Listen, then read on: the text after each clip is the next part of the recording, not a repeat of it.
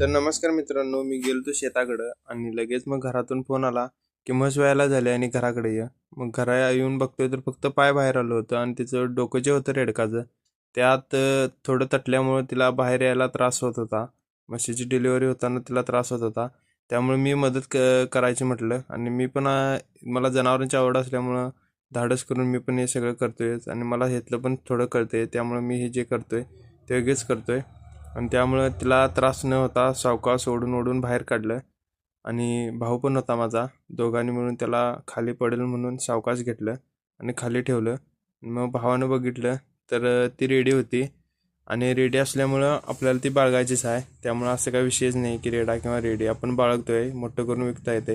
पण ज्या रेड्या होत्या त्या आपण जतन करतोय. मग त्याला सर्वात आधी धुवून घेतलं. धुवून घेतल्यानंतर मग त्याच्या जागेवर न्यायचं होतं त्याला. आपली पहिली पण मशीनची रेडगा आहे तिथं त्याला ठेवायचं होतं. मग असं उचलून दोघांनी पण घेतलं आणि तिच्या परमनंट जागा म्हणून तिला करायची होती तिथंच डायरेक्ट घेऊन आपण ठेवलं आणि पिंजर हातरून घेतलं खाली. लहान वासरू असल्यामुळं त्याला पिंजर घालणं आवश्यक आहे आणि थंडीचे पण दिवस आहेत त्यामुळं व्यवस्थित त्याला ठेवून घेतलं पिंजरावर.